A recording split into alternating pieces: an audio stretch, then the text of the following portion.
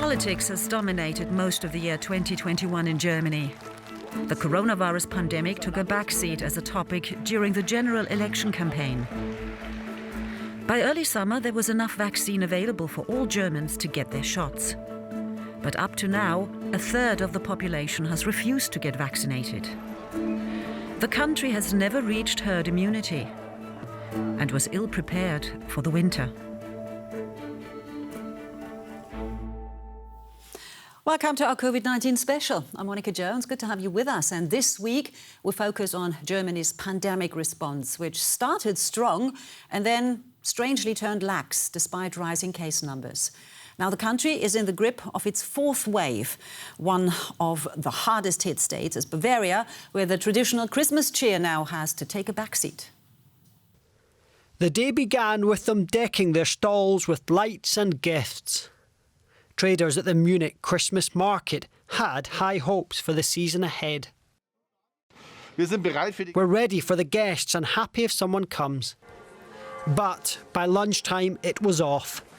The mayor pulled the plug, citing the rising number of COVID-19 infections. Following last year's cancellation, the news especially hard to take in. I'm obviously completely shocked. I didn't expect that after the positive signs coming out of other cities. It's not good. It's quite a big loss for us, for sure. But what can you do? It's just a shame that we didn't find out earlier. The move comes on the back of a de facto lockdown for the unvaccinated. Here's why. The region's healthcare system is at breaking point. The majority of patients unvaccinated. You see the numbers every morning and you think this can't be true. And we feel a little bit like the cleaning mop of the country here. In Berlin, a leading virologist warned MPs that restricting unvaccinated people from public life might not be enough. I think you have to think about how to introduce here an additional layer of protection for those who are not vaccinated and can be infected in private areas. And from experience, that's about group size and about the freedom to meet. The crisis comes as the three parties locked in talks to form a new government entered the next stage of negotiations, though stopped short of proposing any new pandemic measures. We expect to have a draft coalition agreement next week. Thoroughness comes before speed. Progress maybe, but of little help to those staking their livelihoods on life returning to normal. Well, and for more, I'm joined by Ortwin Renn. He's a scientific director of the Institute for Advanced Sustainability Studies in Potsdam. Good to have you with us. Well, sadly, the moment we're light years away from returning to life as normal. From your perspective, how much of that is down to politics? Well, I think there's a lot to be said that the political system has not taken up the challenge. What we could see in the summer was that everybody was relaxed, but there were really signs out there that things would not get as expected, specifically that the number of people who would be vaccinated are much lower than was anticipated. And so it was very clear from all the experiences from other countries that this would not be enough to have something like 65 to 75% of the people vaccinated, specifically with the new Delta variant. So I think it was, or it could be foreseen that we would have this problem in the fall and in the winter. But basically, I think politicians were looking for the miracle. And given that there was a new election in Germany and the old government didn't seem really responsible, as the new government is not in action yet, though there was something that fell through the grapes. And unfortunately, now we see that the numbers are really increasing. Exactly. But do you think, I mean, apart from the politicians, do you think that the media failed? When we talk about crisis communication, you just mentioned everybody could see that the numbers were going up. We also saw what happened left, right and centre. Yet there wasn't really a stark warning, or was there? Well, I think there were a lot of experts that had made warnings, but there are things like crying wolf. Of course, they had done these warnings before, and so people say, "Oh well, nothing really happens." And I think there's this general misunderstanding that if the numbers are very low, people feel they can't go up quickly, and if they're going from 50 incidents to 70, it takes a week or 2 weeks. From 70 to 140, it just takes another week. So the issue is that exponential growth is something that against our intuition. So people were always feeling, well, as long as they're below 100, we don't care. But once they were above 100, they increased so dramatically. And I think there were a lot of warning signs in the media themselves, right. But also, of course, we had all the opposite too. But there's, of course, also this worry that we hear again and again that whatever we do, this could divide our society. Why are we worried about this division? Ultimately, we're all facing the same enemy, and that's the virus, right? Yeah, well, that's how we see it. Right? I think there are a couple of people in Germany, and not only in Germany, also in other parts of Europe, who think the virus is the virus is not the enemy, but the government, and that there's this a violation of human rights, and that the government is trying to betray the people by either inventing a virus that's not there, and indeed there are people that believe that. And secondly, there is this idea that proportionality has not been assured, and that all those measures of the government are not proportional to the degree of restrictions of personal freedom. And that, I think, has really divided, not Germany in a way that it's 50% or 50%. We're still having 75 to 80% of the people that really support severe action in terms of protection, but the remaining 20% is quite vocal.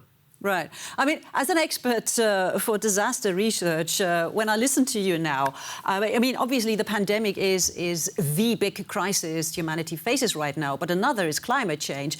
And in order to tackle that, people will also probably have to adhere to new measures and change their ways.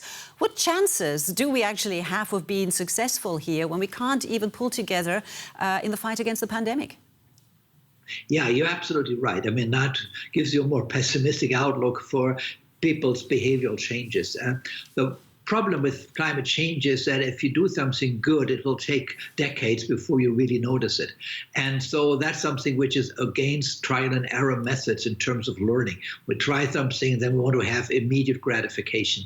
And with climate change, that will not happen. So, we can just freeze the situation when we just cease all CO2 emissions, but it won't get better than it's right now. That's different from the pandemic, because even with, let's say, 3 or 4 weeks or 2 weeks delay, you can see the progress. And even that is sometimes difficult for people to grasp. But with climate change, it will take decades before you can see progress. And that, of course, is really difficult for people in terms of they want to have gratification immediately. Okay, well, let's hope that people will be able to learn and react to the pandemic properly. Otwin Renn, Scientific Director of the Institute for Advanced Sustainability Studies in Potsdam. Thank you so much.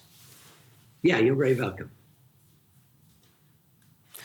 Well, and those surging numbers of coronavirus infections in Germany have prompted US officials to advise citizens against traveling here. The travel warning came from US Centers of Disease Control and Prevention, in short CDC, saying even fully vaccinated travelers may be at risk of getting and spreading the virus. The United States also elevated its travel warning for Austria, Belgium, Denmark, Hungary and the Netherlands. Well, not many can explain the ins and outs of the coronavirus pandemic as well as our science correspondent, Derek Williams. Here he is, answering one of your questions. What's the latest on mixing and matching vaccines?